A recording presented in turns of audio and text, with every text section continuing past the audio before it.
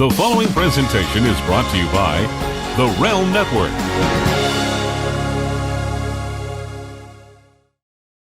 Oh shit! It's Vince Russo! Vince McMahon's best kept secret. I am the Antichrist of professional wrestling. David Arquette won the world title. I've got a wife, 3 kids at home, and I really don't need this shit. How can this show be so awful, Mr. McMahon? I didn't think it was. Viagra on a pole match. And Hogan, you big bald son of a bitch, kiss my ass. Judy Bagwell on a forklift match. McMahon, the family, the Rock, they screwed us all. Now you're the editor, right? Mankind did it! WWE! Beat me! Goldberg steered Russo out of the cage. I'm from New York. I'll get downright nasty. This is Vince Russo's The Brand. What's up, everybody? This is Jeff Lane. I'm the guy who's hosting this Raw SmackDown review. And joining me, Stevie Richards and Ben Hamin, as Vince likes to call the great Ben Hamin. Guys, we're Vince list this week because he just found out he's going to be a grandfather. So he's no longer Uncle Vince. He's now Grandfather Vince. His son broke the news yesterday, so they're having a big family night tonight celebrating that. What do you think about Grandpa Vince, Stevie? I think it really falls in line with Dino Bro. I think it all ties in very nicely together. And I'll tell you what, I was thinking about after watching the show, thinking about lying and saying I was going to be a grandfather. I was trying to get my cats pregnant during the show, trying to figure out a way to just, you know, have some sort of, I don't even know. I got the SmackDown flu again. It's a real thing. Now, Ben, did you? You're back. You spent what, $500-600 for a ticket at the Manhattan Center, right? That's where you're just coming back from. No, never that. I went there just to burn the Ico Pro banner to the ground. And having a grandchild doesn't impress me. I've got 1,038 kids of myself here, 438 wives. So there's no excuse for him to not be here tonight. But we'll get all the bros in so you guys don't miss anything out, bro. So y'all, mazel tov to Russo family and enjoy your night off because this would have just ruined it altogether. So I'm glad he stayed away from wrestling tonight. But a little shocker, as much as we talked about the Raw 25th, that he won't be here tonight to add his 2 cents. I know he did put something out earlier, so if you're on Russo brand, check that out. Yeah, and also, wherever you're watching or listening to this, if it's Wednesday the 24th, it's Vince's birthday. So happy birthday to Vince. Yeah, big week for this guy. But he's running a special today for everybody. If you sign up to the Realm Network today, you've never been a member before, Wednesday the 24th, this is the only day you can do it. Go to russosbrand.com. Right at the top, click subscribe to the Realm Network, and you will get a free month of the brand. So you'll add it to the cart. You'll see the price change from our regular $3.95 to $0. There's no long-term commitment. You can opt out at any time. You get all these shows on video. You get Castrating the Marks exclusively weekly on the Realm Network in video and audio. So give us a shot. Get a free month if you've never tried us. Gentlemen, I know there's a lot to talk about on this Raw 25, but we just got done watching SmackDown, and I don't really know if there's much to talk about on that show at all. Like Ben, I'm watching this opening segment, and they make back-to-back matches with Owens and Zayn. And I'm like, okay, well, if this was 10 years ago, 15 years ago, 20 years ago, there would have been something going on where the results of these matches mattered. And depending on what happened in these matches affected their upcoming match at the pay-per-view. So you had a reason to watch tonight. You had a reason to care who wins or loses these matches. But no, we just have 2 matches and it doesn't mean anything. I don't understand where that logic has gone as far as having stakes on matches and affecting the upcoming pay-per-view and a go-home. Yeah, well, it's just plot, 13 minutes of plot to watch it, and then more bad promos where they're trying to get over this Cammy thing that's never going to get over. No one gives a goddamn about it. And it's just so brutal that you're watching guys who can actually promo like Owens and AJ have to have somebody in their ear who just is not even able to write in their own voices for them. You know, it's like you're taking A or B level performers and knocking them down to just D, pathetic. Like you go to watch a middle school or high school musical and just some terrible acting. It's just so bad in 13 minutes of it. And then I sit there and watch Zayn and I'm like, what is this guy? What archetype is he? He looks like a produce manager at Whole Foods or an Uber driver. Like he's doing all these little walk around duck walks so they can get the yep thing over, which didn't work for Skip Sheffield or Ryback when he was doing it. And here we are again trying to bite off of Daniel Bryan's yes movement and just condition the fans. And it just is so Johnny come lately. This guy has no stakes whatsoever, and he's just an annoyance in everything he's in as far as I'm concerned. Yeah, Stevie, if you're on the fence about signing up for the network to get the Royal Rumble, did they do anything tonight on SmackDown to make somebody actually go and sign up? You know, okay, I was on the fence, but now I want the Royal Rumble because of tonight's show. Not in the least bit. The only thing that I could say that would make you want to sign up for the network now is 2 or 3 things. Number one, you'll get to see when wrestling was good back in the day. And number 2, if you're old enough to remember when pay-per-views were $40, $50, and $60, you'll realize the value you get for doing that. But no, I mean, I don't see any reason, especially with SmackDown, that we talk about it. There's a saying Ben and I use on his show, Locker Room, talking about furthering business. You know, nothing tonight furthered any business. And I got scared every time, by the way, mentioning the Royal Rumble, talking about the girls going over the top rope. I was like, oh my God, they're not going to wait to break their necks until Sunday. They're going to do it right here, right now, tonight.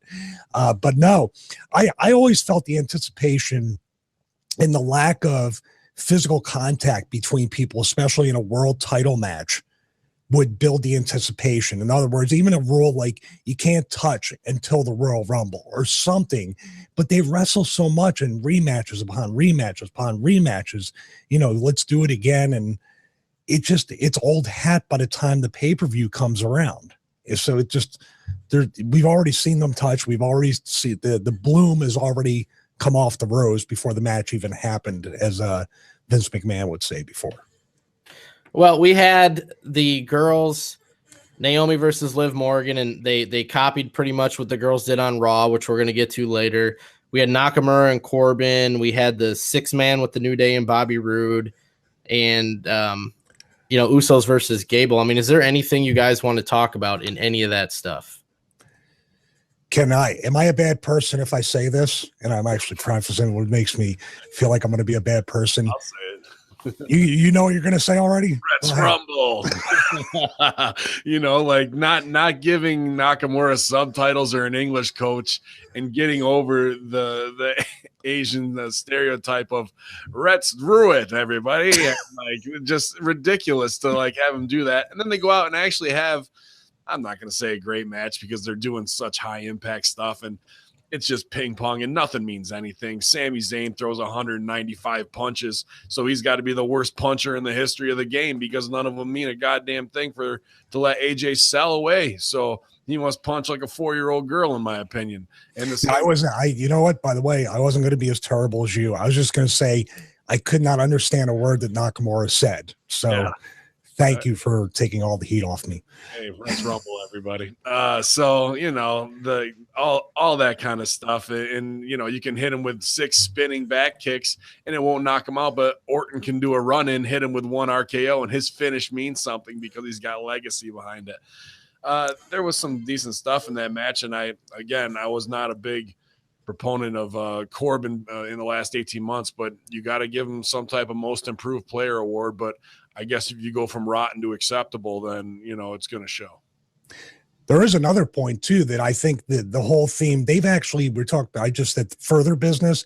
I think they regressed business because in the AJ angle with Daniel Bryan, Shane, Kevin Owens, or I'll say Cammy because that's your favorite term, Ben. Nobody has sympathy has had sympathy. AJ has 0 sympathy. You said it in the Facebook message about the baby face is actually healing out more than the heels in this angle right now. Yeah, he goes over and kicks him while he's down.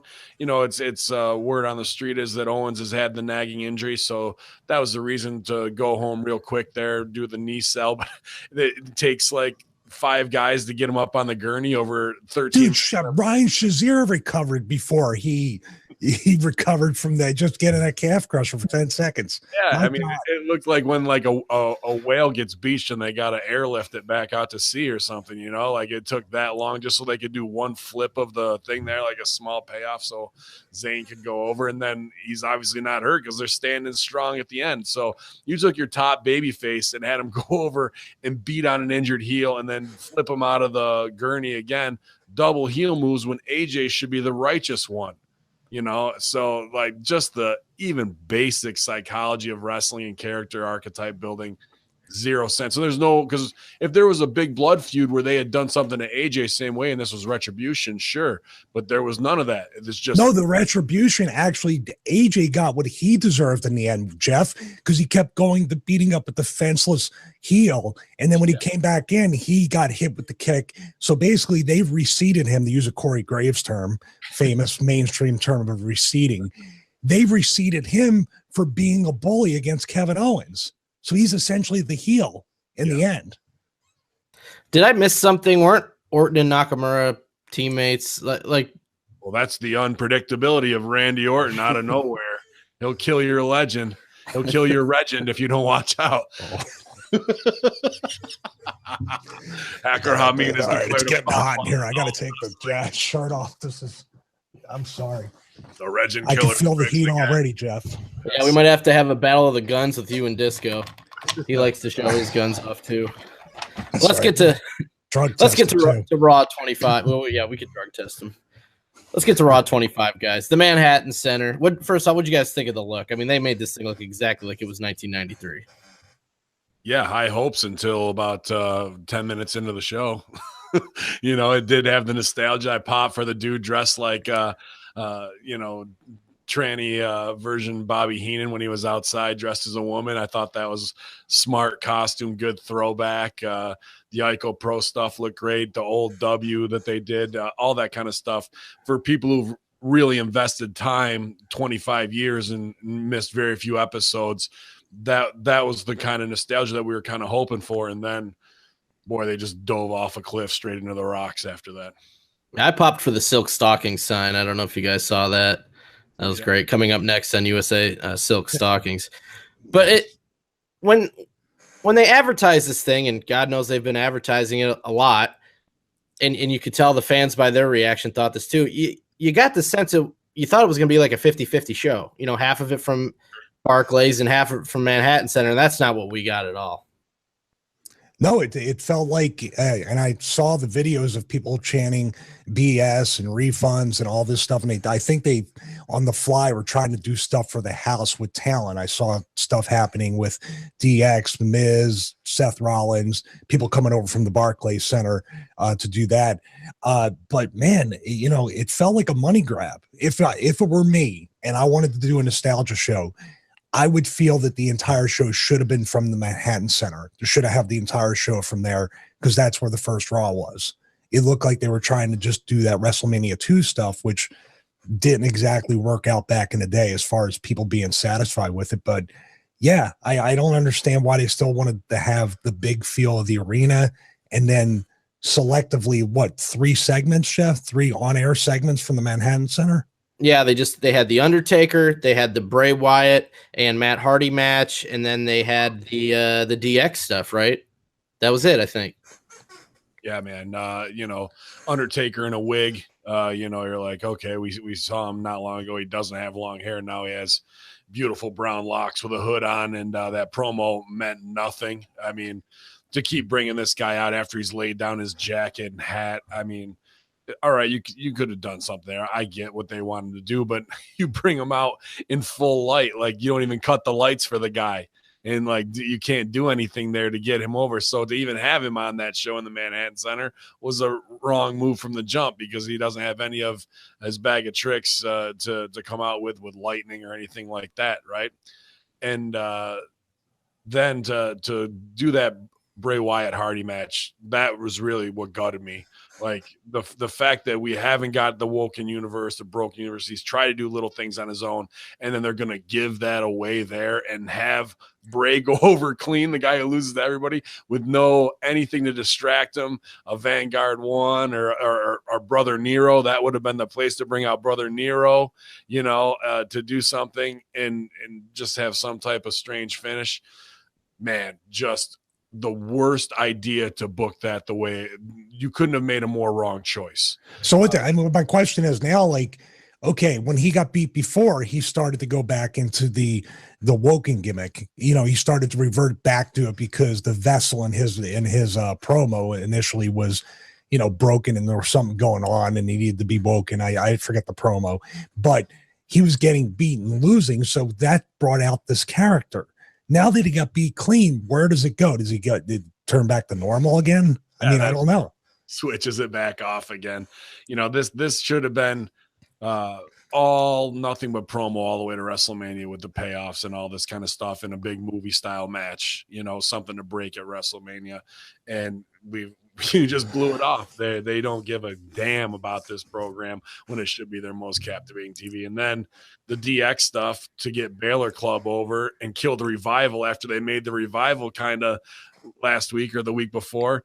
Just, for them to run the train on them with everybody's finish was just ridiculous. And then there was just some strange behavior going on. I don't want to speculate on who might be on what, but there's a lot of guys in that ring who've battled the demons, so to say. And they were just doing strange things, man. To see Hall come out and they cut the commercial too during Hall's entrance. That's where he's going to get over. He can't do much else.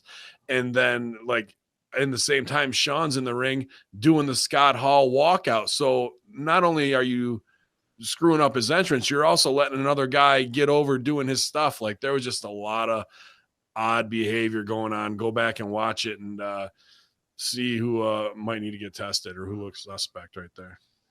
What about the techniques that they used during the commercials to keep the Manhattan crowd happy? They did 2 cruiserweight matches, the 205 matches. The first one was 2 minutes. I don't know who the 2 guys were, 2 guys on the 205 live show. And then the second one ended in a no contest. They just brawled to the back and everybody booed. So on the next commercial break, they had them come back out fighting again, and then fighting out in the aisleway, and then they went to the back again. I mean, are they sitting there thinking, yeah, this will get them? They'll love this, that we're going to do this for them with these 205 live matches. I don't get it. Your whole show there is your nostalgia pop of where you are. Why don't you have Kurt Hawkins versus the Brooklyn Brawler there? That's the match that you have where people, is he going to even beat this guy on a losing streak versus the greatest loser of all time? And Brawler goes over on him. He can't even beat Brawler there. Oh, you bring out somebody else, put PMS back together and have a 6-way with you and your 2 tag team partners. You know what I mean? That's what we need. Riot Squad versus PMS, something along those lines for nostalgia pop that makes you get drawn back into there. Instead, just here's some crap 205 live because we don't care about it. So why should you? You know what I mean? Oh, you might know an NXT person. Congratulations. You got to play. That whole crowd was all smart marks, all people who are hardcore New York fans who are going to eat you alive. The hardcore, diehard ECW fans, the people who've been there since the beginning, who've got the original Raw as war jackets and stuff, from 20 years ago. What do you expect rolling that kind of stuff out? You're very short-sighted. And I was kind of pumped that the big timers like Game or Undertaker had to be backstage and hear that message. Maybe that will finally resonate even a little bit. I doubt it. I disagree. I don't think it will. I will say this too.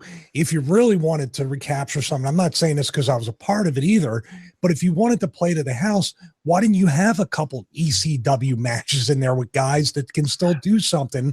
And they would have been, yeah, Dreamer was there. You already had the Dudleys at the other one. You have Taz make an appearance. Nunzio, we call him Nunzio. He can still wrestle, There's our handsome guy on the podcast, Juan Russo brand, that can go somewhat too. So, you can always do something. Oh, that would have been great. I would have asked all the boys to subscribe to the podcast too. I wouldn't have cared. You know, they have Foley come out and just socko somebody. Like, so many missed opportunities for ego reasons. I don't know, man, but that would have been the easiest show to write, and like some very simple wrestle crap moments of, oh my God, we got to see that, right? Instead, to entertain those people and let that be viral video online of what you didn't get to see, to drive people to your website, to drive people to your YouTube. Just so goddamn short-sighted. Any other thoughts on let's wrap up the Manhattan Center before we go on to Barclays, but the Undertaker's promo, was it supposed to mean something and nobody got it? Like I felt like that, like, okay, what did I miss there? Yeah. I missed it too. I couldn't. Some people I couldn't quite tell you, unless he said he left everybody to rest in peace, or was he saying that he was done? There was really no way that I can interpret what they were trying to get across with that. Yeah, because that's what I was thinking was, okay, maybe you guys can finally rest in peace. Okay, does that mean he's done, you know, wrecking house and hurting these people? They can finally rest because I'm done. That's what I thought, but then it was like the announcers didn't get it. If that's what it was supposed to be, they didn't sell it that way. So because JR was, or someone was like, is that a threat? I'm like, wait, did I totally misread this situation? Well, they were sleeping. They might have missed it. You know, do you think they were really sleeping? It looked like they were from that picture. It looked pretty legit. We wait till we're old boys and we fall asleep like that too. That's just how it goes. Dude, I was in bed 7:15 last night, so they stayed up longer than I did. Yeah, so you know, they need a little nap. It's a long night to stay up that long. But yeah, I don't know, man. There wasn't anything drawn out, but the Stooge report is it's still going to be Cena Taker at Mania. So that really didn't set anything up, didn't put him in a Rumble scenario. It did seem like this is my curtain call, and it's just the nostalgia piece because I debuted here on that Raw, you know, was one of the kickoffs. Who was it? Damian Demento? Yeah. So, you know, like aside from that and wearing a wig, it was a very strange night. And what I would have done is I would have brought him out in the original Taker gear as well. Let him come back. That whole thing should have been nostalgia. So even that was a botching, and confusion is the last thing you want to leave your audience with. And that's exactly what that did from your primetime player. And guys, I'm watching this DX thing, and when they're going through the things and Sean's like, remember when we did this? And Triple H is like, no, we can't say that. I'm like, you guys are pretty much saying, remember how cool we used to be, and now we can't do this stuff. This show sucks. Like that, I'm like, you're telling these people that by saying, no, we can't say that anymore. No, it's PG. I just thought that whole thing was just really strange. And then the stuff with the revival, like that was something like you would do for the house, you know, after they go off the air. You know, I can't believe that was on the air. So what did you guys think of this whole DX thing with the Balor Club? And the thing is furthering business. Now the Too Sweet and trying to give the rub to the Balor Club, I don't think it did anything like that at all. It actually made it look like, oh, the Balor Club was imitating these guys all along. So they're not original. They're a knockoff. They're a retread. They're basically copycats of that. They look like kids trying to act like the adults. And the revival thing was just like the Ascension must have been like, wow, we thought we had it bad that one night. I guess they outdid us.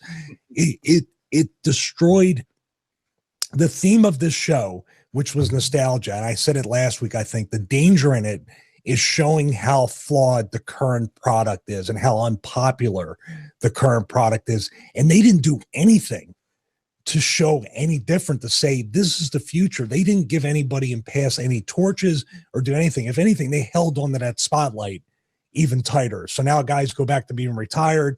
Guys go back to doing whatever they're going to do. And then a revival is just remembered for, you know, they didn't even bump off their finish. So they weren't even truly doing their finishes justice when they were taking it. It was like literally wrestling by numbers or taking finish by numbers until you had to take the big one from the COO. It just did nothing. I think it actually, like I've said, I think the whole night and this whole week regressed business in the WWE. I think you were spot on, Jeff, when they said those two things where they're talking about the chick deep throating the sausage and he stops them. He talks about the Christmas present with a thong up his butt and he stops them. I'm going to myself, who do you think is watching right now? It's 10:40 at night. Like, this is your time to go back to Attitude Era and talk about those things. And instead, you're insulting a room full of super smarks who know all that kind of stuff, who want that. And then, to invoke China's name to get the cheap pop there, rest in peace. It's just like, it was so basic, and you knew who they were going to march out one after the other and to get that over. I was pumped for the crowd yelling 1, 2, 3. I thought that was good on him. That was a big Raw moment from way back when he beat Razor there. But, to do that kind of stuff and to try and get Balor Club over, Balor Club's not over. They're the Blewett Club. They're not the cool ones. The cool ones are in ROH and New Japan, so they're even biting a gimmick that they didn't want to put over because those guys got it over themselves, and now they think that they can get the rub from these guys. And just like Stevie said, they look like Johnny-come-latelys. If anything, Balor Club wanted to get over. They needed to heel on all of those legends and lay out DX. Leave everybody laying. I mean, except for Billy Gunn, because no one leaves Billy Gunn laying. Now, he looked impressive, didn't he? Holy cow. Well, he was too when he beat Stevie at Wildcat. Yeah, he's such a pleasure to be around. So that's if you were going to do business, not to just kill the revival. When those guys were on the shelf for injury and they come back, and you're kind of like, oh damn, they're the brain busters of the new 2018. And 2 weeks later, you're ground into dust. You're fed to the lions. So, I mean, that's all they got at the Manhattan Center, and people were saying online someone paid $800, $500, and it's just, I don't know. I was talking to Vince today about it, and he thought they were just trying to get a double house. They didn't care. It's just all about how much money can we get, and it didn't matter, to be fair to both sides. I have a question real quick about this DX thing. You said took place at 10:40 p.m. They had about 4 million or a little bit more than 4 million because of all the promotion. But in hour number 3, just as it always does, what did it drop, Jeff? Over 500,000 people. Yeah, I think it was like 4.8 in the first hour to 4.2 in the second hour. Something like that. Why didn't you say in the third hour, we're going to revisit the Attitude Era with DX and all this stuff? So put your kids to bed. It's time for the Attitude Era to come back for 1 hour only. Yep. Because they know they lose it in hour 3. You have to hook them in hour 1 and 2. Vince says it all the time, but there was no hook to even say DX is coming up in hour number 3. So people we know exactly when to tune in for this. So weird.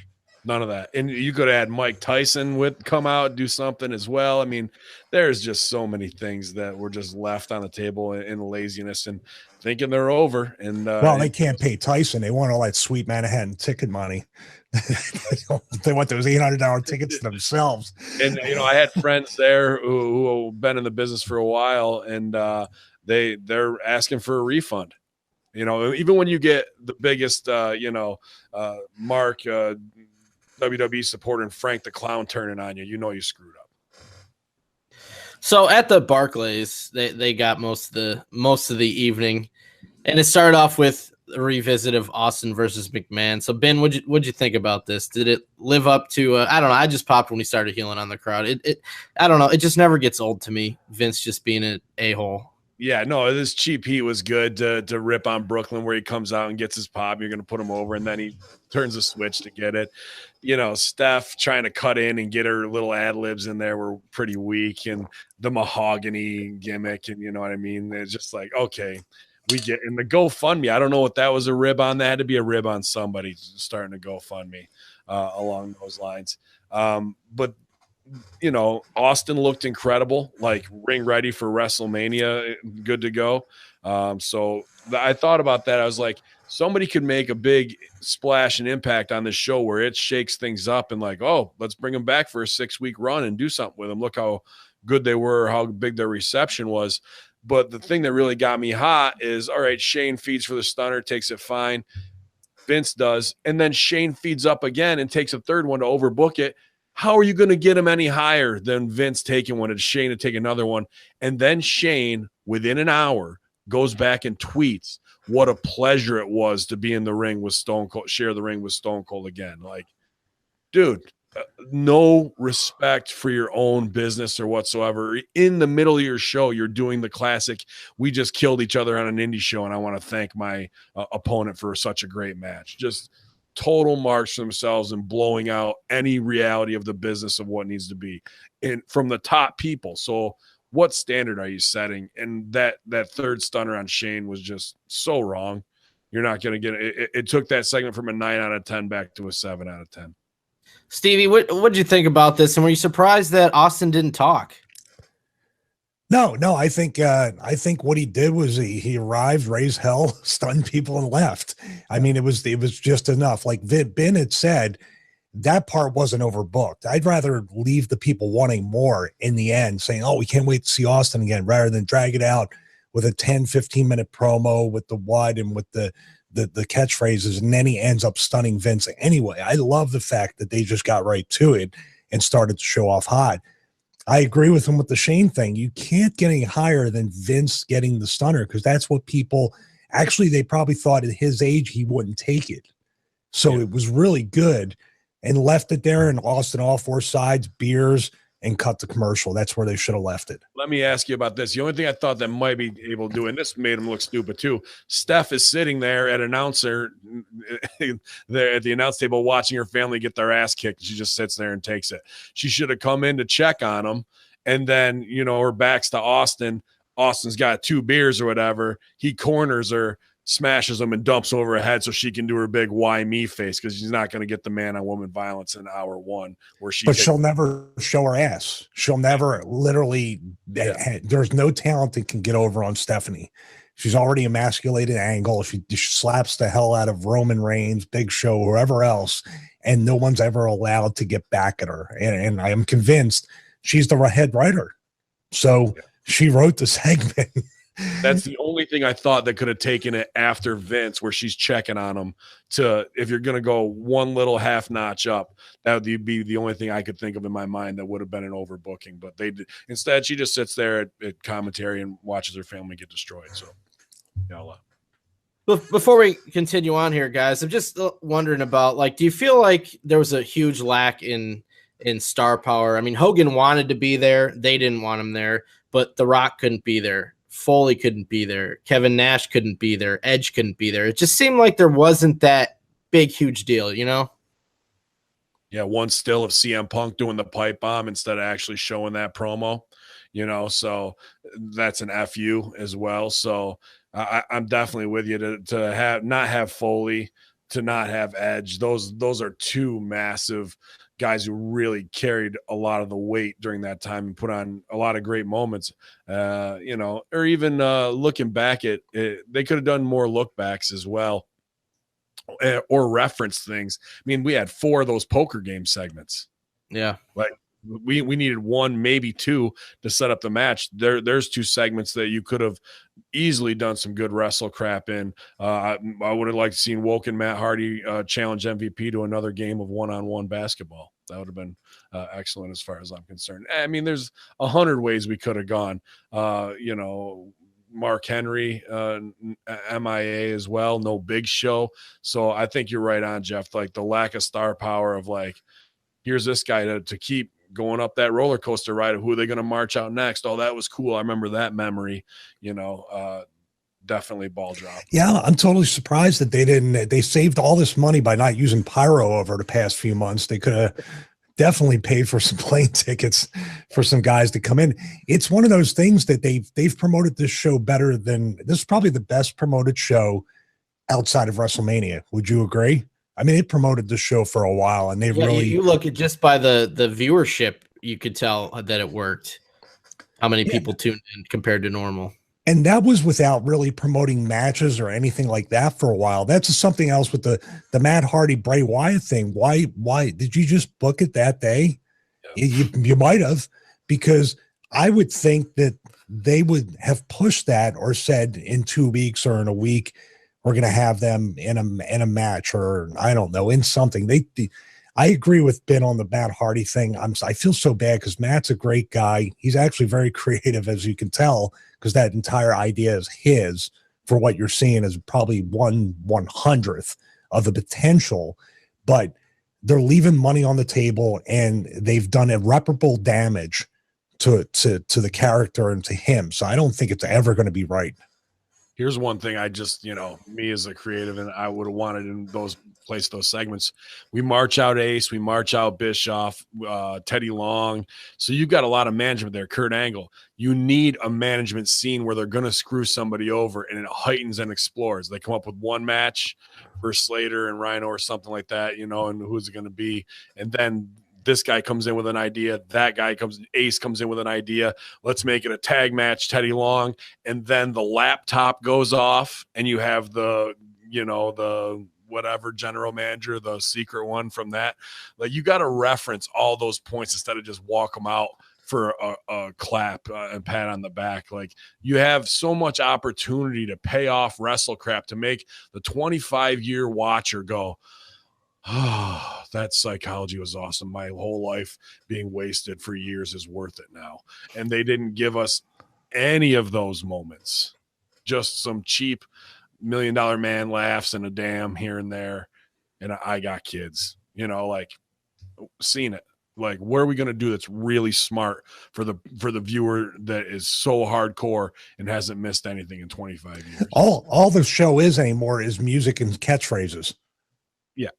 Trying to sell the entrance music and trying to sell T-shirts through the catchphrases. The Member Pyro sign was great. Shout out to that guy. What was it? Somebody just had Remember Pyro. Yeah. All right. That was strong. We got to get him on the show. So Stevie, we have an 8-woman tag because that's what we do. They all have to be in the same segment. They can't have different things going on. And then, Asuka pretty much turned heel here, but she's getting cheered, so who cares? I don't know. It's just very odd, but she beats up her entire team, and then they're throwing each other over the top rope because the Royal Rumble's coming up, so we got to throw each other over the top rope. I thought that was kind of silly. They repeated that exact same thing on SmackDown, but maybe it was to say, you know what, Stevie, look, we can throw each other over the top. To me, they were saying directly to me. Yes, they were. I'm so humbled by all this attention on 2 shows that nobody watches. This is amazing. I'm really touched. But I will. It's 10:41. DX is going out right now. So give you a little heads up, guys. Wrong day though. Hey, here's another thing. Like I said, the physical contact, or the visual of what will happen, how will the girls go over the top rope? You've already given most of that away. So there's no mystique going into the Rumble that it's something different. Does that make sense? You literally have seen too many Royal Rumbles on the past 2 shows. So what makes this anticipation any higher, if not lower, for the pay-per-view? Thank you to all the girls out there for dedicating your eliminations to me this week. I do feel that they did hear you somewhere, Stevie, and you're like, are they going to be able to even do that? Because both these segments were a proving ground, nothing more to be like, see, we can go over the top rope too. They really didn't go over that great, though. No, especially Lana tonight and all that stuff. I was a little worried about Mickey's bump off of there, but that was it was exactly that. It was the proving ground, and to make Asuka look strong. I don't know how Nia looked even bigger this week. I was just like, wow, with all these gym selfies she's posting, and then to look even more out of shape, it was rugged, man. Well, she's gonna get the Yokozuna elimination, right? They're all gonna team up to get her out of there. Or... Jeez, I don't know if they can. See, now they're gonna try to find a segment that they dedicate to you next, Ben. That's what they're gonna do. The Mickey bump is interesting too, because save that stuff for when that's a bump that's wasted. That there was a high percentage she should get hurt, and by the end of Tuesday, nobody remembers really what happened on Raw outside of the nostalgia stuff they'll flash back to. Which, by the way, can I mention this, Jeff? Hey, remember Under Siege? Remember SmackDown and Raw, and they had the big Survivor Series thing? Why is there still no resistance or no explanation of, hey, Raw paid for these spots to show you what happened yesterday, instead of just volunteering like, hey, guess what happened on the Better Show? Look at this. This is really cool. And not only that, New Day was one of the people that invaded, over in the UK show. They messed with their tag finish, yet here they are in the middle of the ring on Raw like nothing ever happened. That's where you really do. They think the fans forget because they forget.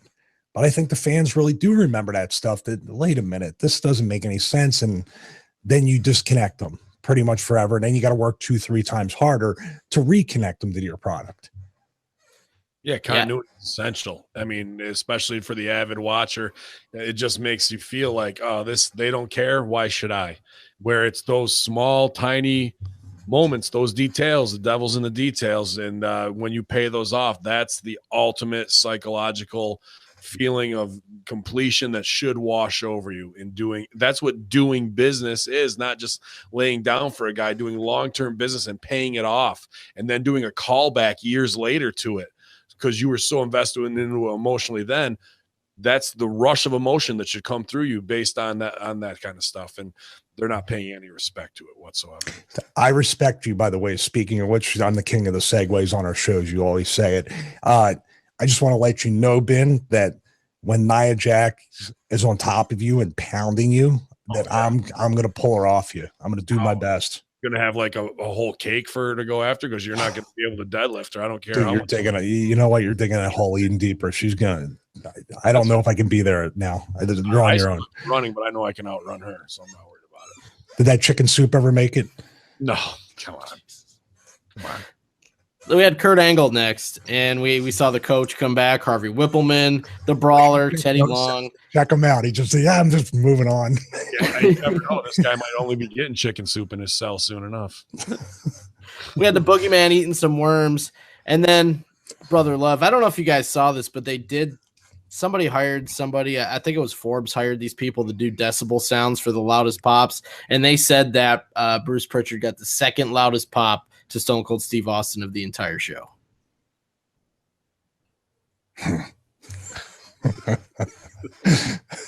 Next. Yeah. No pop. Here. Oh, geez. Well, we had a lot of those APA stuff. Stevie, do you have any thoughts on those, the APA segments?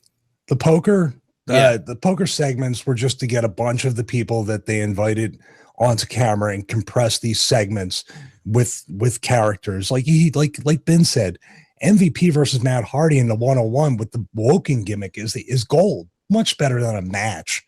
Much more memorable than that. The girls coming out and doing something, and even just, coming out for, I mean, literally they could come out, do something where they're trying to do something from the Attitude Era and they get cut off by a couple of current heels. Could have been anybody. You could have intermixed this talent a lot more together, but it just seemed like you were segmenting it, except for the people that they chose to bury, like the Revival or the 3 guys from the Balor Club with the 2 Sweet. It just made no sense to let's just put all these people at this poker table and let's just get their catchphrases in and we'll figure it out. Yeah. Do you agree, Ben? 25th anniversary baby shower. You got 2 pregnant girls there and one who just had a kid. Like, do something along those lines where Nia's in there and eating all the snacks or whatever and gets heat that way. Who knows? Like, man, you have such a hard on for this girl, man. Nia you better let up. But that and I don't mind. I always pop for just like the door frame gimmick with the APA that people have to walk through. For some reason, that makes me laugh every time.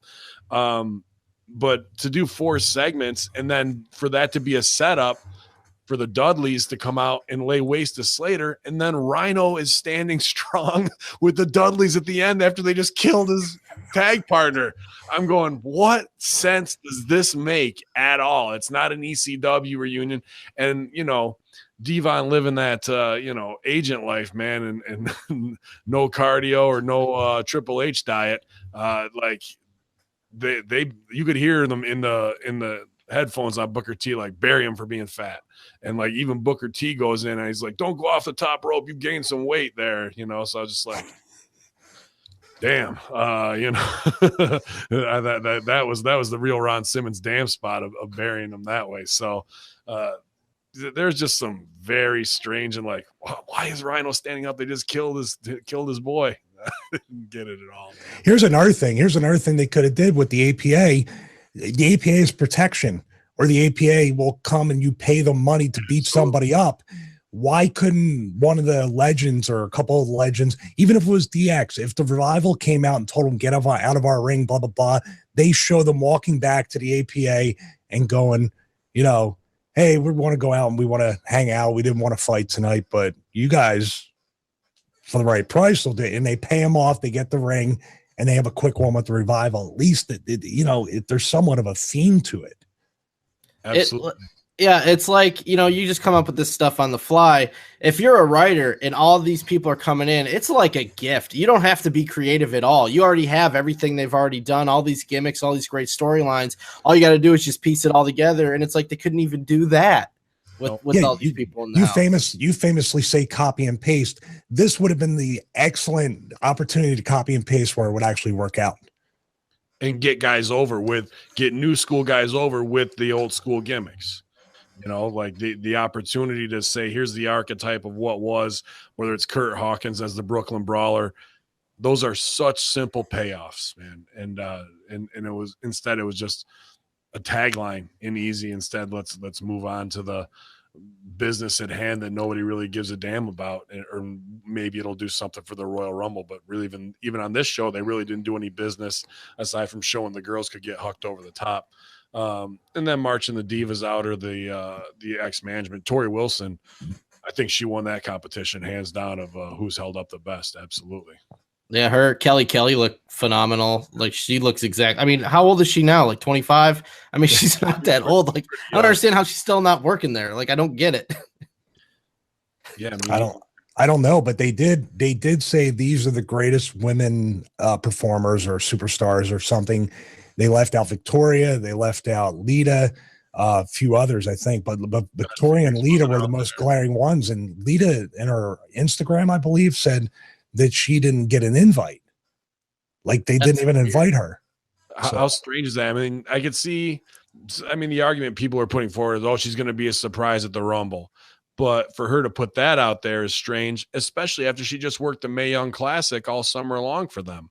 So it's not like she doesn't have has a strained relationship. She was doing even the pre-show stuff as well. So there's that was strange. And they showed her and Trish, which was one of the greatest women's matches there is, even though she takes that mid-roll plancha scorpion where she just about kills herself and then ends up with a moonsault where she goes over. But like, they showed all that footage, and then to like not have her there, I thought Trish would have done something too in ring. Like, they could have done something very simple there, Stevie mentioned Victoria. Like, I feel like, why doesn't she get what? It's always Trish and Lita, but Victoria did just as much for women's wrestling in that period as those two did. She was in there just as much as them, as important. It was like the three of them. It wasn't just Trish and Lita. Why is she always left out of the conversation? I don't know. I was right there with the we had the mixed tag stuff going on and everything. And, the office loved her and everything. I will say this, a few months ago, I did see her post on social media that she was turned away. She wasn't allowed backstage. Is that correct, Ben? Remember that, Jeff? Yeah. I very, very strange, because she never had a bad relationship with the office either. A lot better than mine, but yeah. So, but even last night, Stevie, is a guilty pleasure. I wanted, because it came out, they brought out Terry Runnels last. She had the gimmick on. I wanted her to start stripping, and I wanted you to come out and hold up the right to censor sign. Like, easy opportunity missed again. I don't want to put you through the stresses of having to deal with some people back. No, I would have just been outside the door, and with my music kit, I would have just, and then I would have left. But you know what? It's just as easy as saying the right to censor could have came out and said, we won. It's PG. Now here comes DX. Now it's after the 10 o'clock hour, which is the attitude hour, which makes the heels look stupid. Yep. And DX comes out and lays out the right to censor. That would have been, then, like Jeff said, we're coming up with this without even thinking about it. These guys got 8 or 12 hours a day to think of this stuff. We'll be happy to show up and give you all $5 face slaps, you infidel morons who cannot write your way out of a wet paper bag. You have no respect for the business, or no respect for anything that came before you, or doing anything properly. You need to go to a school and train for a minimum of 3 to 4 years so you even know what you're doing. No, I think to a degree it's on the McMahons, it's on Triple H.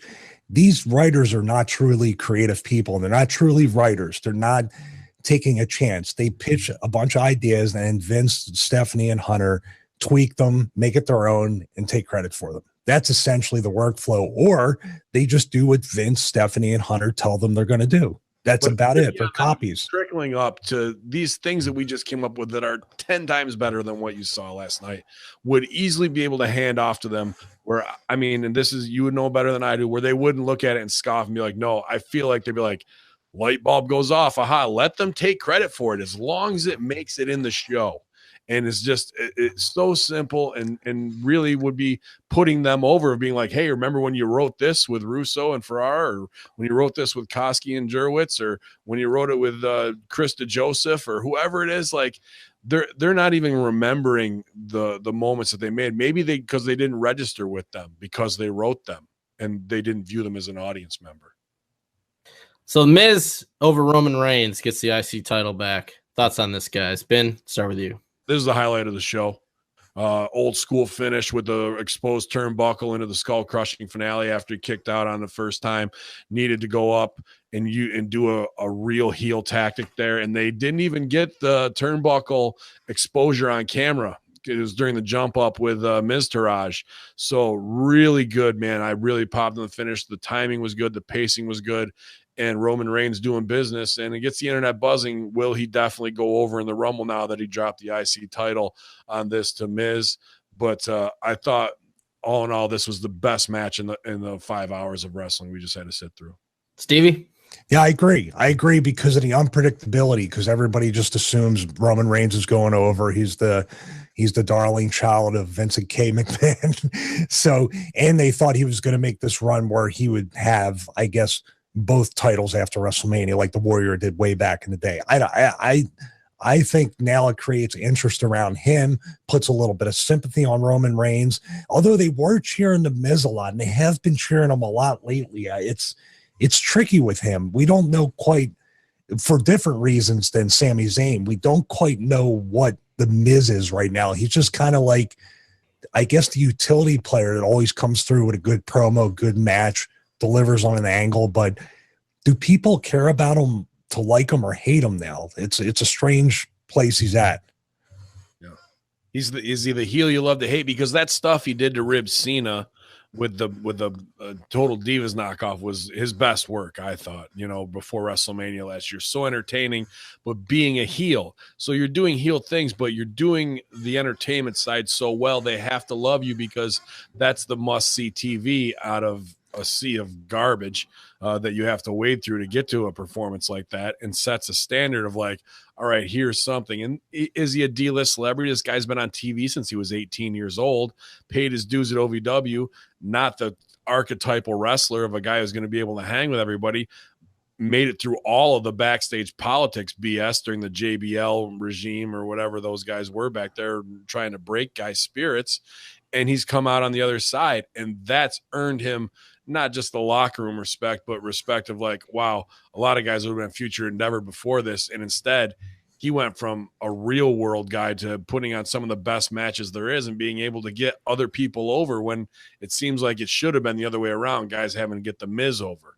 So there's a lot of like just real respect reasons from the fans of why he is at that level. And his matches are basic. You're not going to get anything crazy. It's almost everything he does is basic OVW strategy, and he sticks to what's worked for the last 40 years in wrestling, where everybody else is just doing move after move that means nothing. I want to do an analogy real quick about it. I got a little echo. See if that's gone. All right. So here's an analogy. They did like probably a 3 or 4 camera shoot with lighting and everything when he did the Total Divas. And was a string of weeks where he did the parody with Maurice, and it was excellent, and it was edited good, and they looked just like Total Divas, But we went from that to not steam cleaning the white cloth behind Matt Hardy. The details. Okay, I know you love that. Man, you just literally just chopped my legs out with that. That was a good heat right there. I wasn't expecting that. That was, if you're king of segues, that was a blind side right there, because That was something they spent time on, and they should have spent even more time knowing that how much of a success that was on the Matt Hardy stuff, and they went the other way completely. So, absolutely. So we had the Peep Show with Christian, and he had Jason Jordan, Seth Rollins on there. Of course, Cesaro and Sheamus, because this is never going to end. And then Rollins accidentally hits Jordan. Any thoughts on this, guys? Stevie? Should have been the Brother Love show. Yeah. Oh, second biggest pop. Yeah, of course. The Christian Peep Show was kind of like a weird placement. Jericho was there. So having Jericho do the highlight reel probably would have been maybe, or having Edge and Christian doing, a talk show, like a live podcast, say, since that's the thing to do. People have podcasts. Edge and Christian legitimately have a podcast. Why don't they do a live podcast in the ring, interviewing and doing all the stuff they were doing? Yeah, I don't even know why. Are they the only two tag teams on Raw? I mean, this is seriously like the best out. I mean, I think somehow ink spilled, and they were initially supposed to have a best of 7, and somehow it's smudged into like 3 zeros behind the 7. It's like we're up to like only match 2,542 now. Got quite a bit to go. There should have been a battle of the talk shows type thing. Who's going to get that spot? Absolutely. And even battle of the podcast, where guys are like trying to do their podcast backstage, whether it's Pritchard, those guys, and Jericho, and they're all trying to talk over each other. Cut back to JR. I got a podcast, whatever. So when he wakes up, right? Hey, when he wakes up, what up? I'm on. Oh God. My God, I'm on. And there's just, and even to not have JR with the Stone Cold bit. How That's can a good point. How can you miss that? They're synonymous. That's the call people want to hear. And, again, massive ball drop. Well, after the ball drop that we've discussed the past few weeks with Elias, this week he gets Chris Jericho, Jimmy Fallon, and John Cena. Is it enough, guys? Is Elias back in the game here? He's a star no matter what. They're not doing him any favors, but for some reason he has it. And even when he's next to Jericho, and Jericho is trying to upstage him and do his shtick and his catchphrases and everything, Elias he's selling it, but he's no selling it at the same time. And the Cena stuff, same thing. Thank God he hit him with the guitar and he finished him off with that. I just hope that they're going to have a match at the Rumble, I assume. I hope they don't. I hope they further it and build it up maybe even to WrestleMania if it won't be against Taker. But they need to give Elias some big wins when he wrestles, or just not have him wrestle and have him get these kind of rubs that he's getting right now, because he carries himself like kind of like the analogy is this. Scott Hall throws a toothpick in one of the Revival's face, and they almost bump like they got basically punched in the face. They oversold it. Elias could have very easily, and agree with me or disagree with me, Ben, Elias could have very easily did the bug-eyed, like, oh my God, it's Chris Jericho, and backed off and been so over the top. But he was just there like, dude, I'm right up there with you. And I could feel that.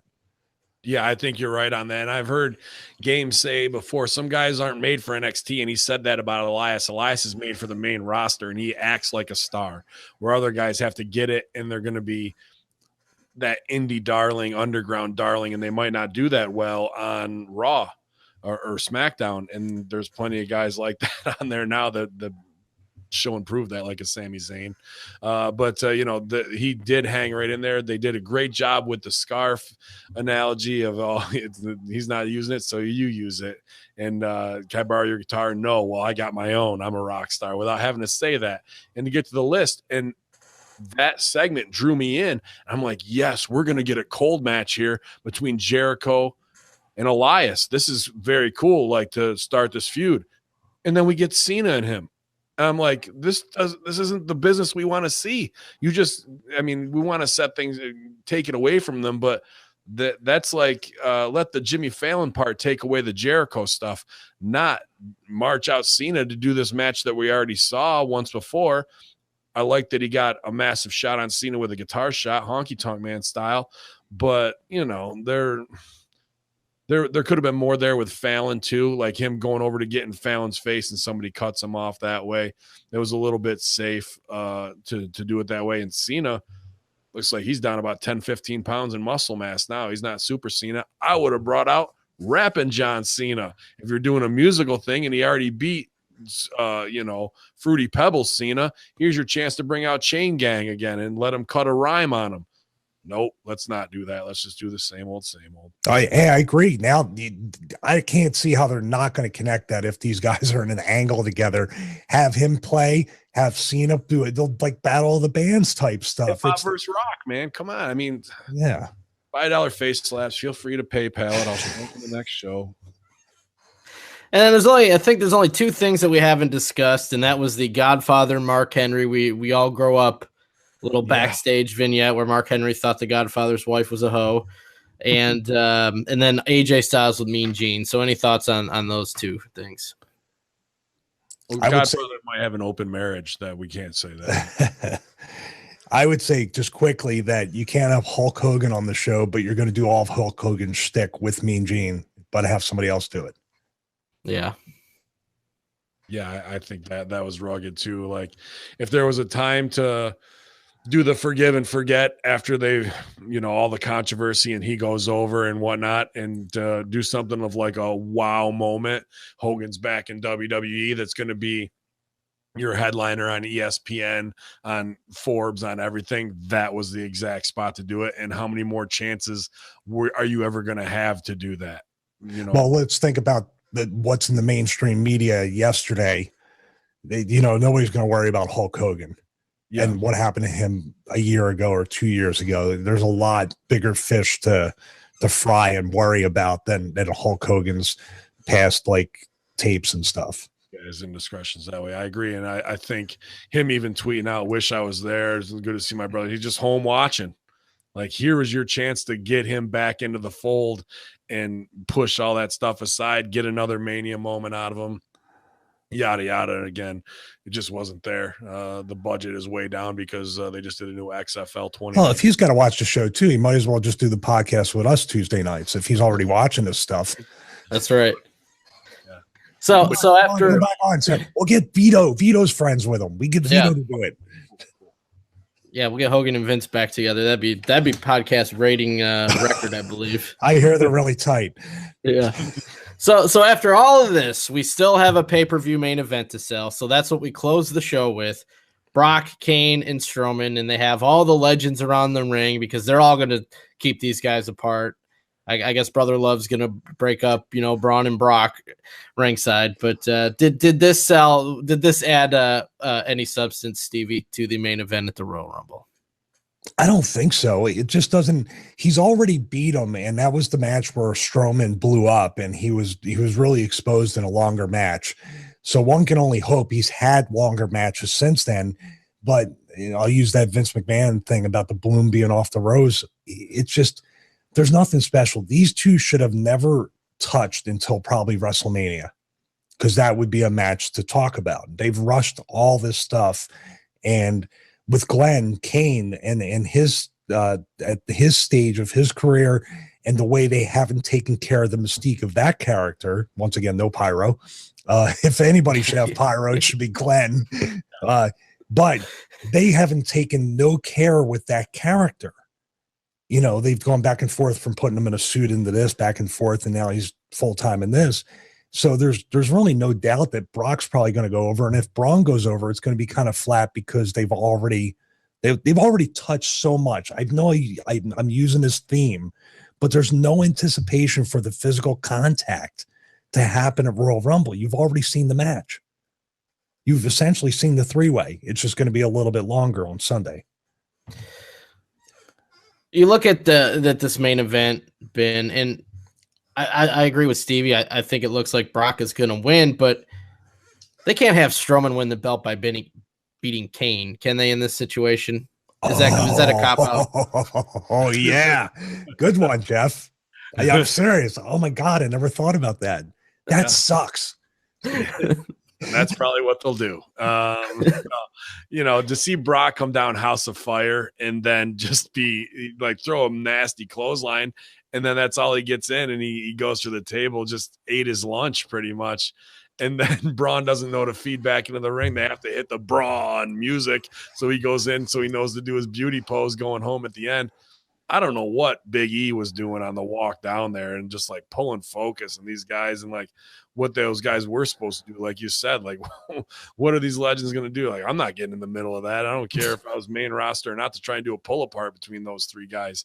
So Braun looks like the man. And now, you know, it does have stakes if Brock has to go the distance to go over on him or hit him with a truck or something. I don't know at this point, but it'll be interesting, but I don't feel like this, again, ratcheted up business to make you interested in this match. Kane and him got destroyed in the last 2 weeks, whether you're pulling down scaffolding on him or, you know, Braun can flip a truck, but he can't lift up Michael Cole.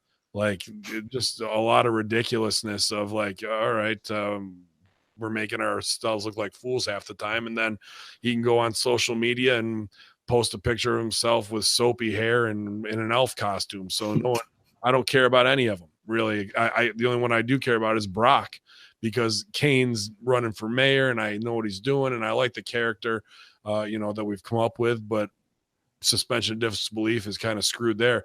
Brock is the only really legit one because I know he's out shooting deer with a bow and he's out chopping wood and carrying water. He's not out exposing himself doing anything stupid otherwise. So I hope it is Brock up, but now I am terrified based on that situation you just laid out of Braun going over on Kane. Here's a crazy thing too. I totally forgot because they didn't make it memorable that scaffolding was dropped on two guys and they recovered in relatively no time. They should have disappeared until the Rumble because you don't know what condition Brock's going to be in, and he should have still been taped up. And there's no intrigue with this stuff. I mean, you literally had almost what's equivalent to a building dropped on you, and you know, see you next week.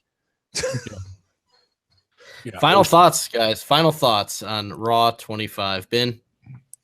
You know, a couple standout things where it did make me smile, but then again, they would shoot themselves in the foot with overbooking or just leaving things out that never gave anybody psychological closure. In this hour, we've booked a better show just off the top of our heads, paying respect to guys' gimmicks that would have got people over and made the crowd a lot happier. I think the biggest thing is that Manhattan Center reaction. It speaks volumes on the exact level of where the product is today. And they don't care, and they don't care about their fans, and they think they're over, and they're going to feed you what they want to feed you, and it doesn't matter how bad or salty or shitty of a taste it leaves in your mouth. You're going to eat this. And, you know, now maybe the pendulum's swinging back a little bit, but I think it will fall on deaf ears. For me, it was Roman Reigns and Miz was the highlight match. Low light was Bray and Woken Matt Hardy. I was disgusted by that. Just absolutely brutal that they would try and pay that off in that respect. And going into the Rumble, didn't really ratchet up the business to get anybody over, and especially with Cammy tonight, one of the big things on SmackDown. You know, Stevie hit me on chat. He goes, this is pretty much Ring of Honor with a Titantron in the background. We had Daniel Bryan with AJ Styles and then Zayn and Owens in the ring. That's exactly what it is. It doesn't matter if you're talking about Seth Rollins or whatever. And, you know, guys come through ROH and they can do great things, whether it's Bullet Club or whoever it is right now. But there isn't that superstar level of feeling of Braun, Brock, and Undertaker. And even now when it's those guys' time to shine, they can't get it right. So not a lot of high expectations going in, and a fair amount of disappointment for me, which I think is the resounding internet, you know, opinion at this point. So, but bro, this was a show I'm glad I was not at, bro, because I would have just been pissed off backstage at everybody, bro. Stevie, final thoughts. I will go with the theme of furthering business, which they didn't do. I have an analogy or kind of like a thing, you know, it's the two people that I feel like, and you know, you can say the bigger guys too, but Miz and Elias are two of the most over guys on both brands, and they do the least amount of stuff. Like Bennett said, it's very basic stuff, but they're over. You know, Braun's over, Brock's over, Kane's over to some extent, but so Braun and Brock do the least amount of stuff. So these guys and girls are working their asses off. and they're almost injuring themselves, but not picking the spots when they try to take the riskier stuff. Talking about the Mickey James bump, stuff like that. I would say the only highlights were the Elias stuff and the Miz and Roman Reigns, basically because the Roman Reigns match with Miz was the unpredictable finish. Everybody thought Roman was going over, so it kind of like hooked people. Okay, what's going to happen next? That further business. I will, think it's very interesting because this coming Monday and Tuesday, I would think the ratings will get a little spike because it's post Royal Rumble. You're going to want to see who is going for the world title, who's going for the women's, all that stuff. If it doesn't drop this week, I'm interested to see 2 weeks from now how many people they lose, because it could go right back down. What was it, like a 2.5, 2 point something? It could go right back down to that Monday and Tuesday, or they could keep that spike, have a false sense of security, and then 2 weeks from now is when you're really going to see it drop back down into the twos. They just didn't do what they could have done. They could have furthered business, got all the momentum into the Rumble, which would have carried right over into WrestleMania. They would have had a good wave off of the show, but they didn't do anything to help themselves. And plugs, Stevie, hit them up. I want your final thoughts, Jeff. Yeah, for sure. Come on. Well, there's not much to disagree with you guys. I'd throw Austin and Vince as one of my highlights, despite the overbooking of the Stunners. Just, I don't know, that's a chemistry, and not just wrestling, but all of television history that is up there with the top, two people working together in any type of television show. So it's always good seeing that stuff. I expected just more nostalgia, more stuff at the Manhattan Center, and then we kind of talked about this, but using the older legends to get the newer guys over, there really wasn't any of that besides Jericho and Elias, just that little thing backstage. I wanted to see more of that, and we didn't get any of that stuff. So, all right. By the way, Austin could have just copy and pasted, and he could have ran roughshod and raised hell throughout the entire show. He could have got another Corvette with cement. He could have did everything all over again. To Vince. Even like he walks back there and he sees Braun like trying to tip over a truck, and he's like, man, I didn't even go that far, or something like that. Do something funny with Austin and Strowman. Like that would have been, because Strowman did the whole Austin thing a few weeks ago, they didn't write it as good, but there's so much stuff that they could have done with these guys. Yeah, I totally agree. Now time for my plugs. Now time for the plugs. Okay, so I have StevieRichardsFitness.com. You can go there. The 12-week resistance band program, which my partner in crime over here, Ben Hamin, very popular at Nia Jax. You may know him from the chicken soup insult. He's doing a program. There's a lot of people doing the 12-week resistance band program. Comes with full email support from me, and also a Facebook group where, God, already people have testimonials. We have Big Ray, who's already lost a ton of weight in 3 weeks, and everybody's just really doing great. I sent it to you and Vince, Jeff, so whenever you get some feedback for me, I want feedback from anybody that has it. I'm improving it all the time, but it's got full overview videos, instructions, modifications, and like I said, direct communication with me, and as well as the support of the community from the Facebook.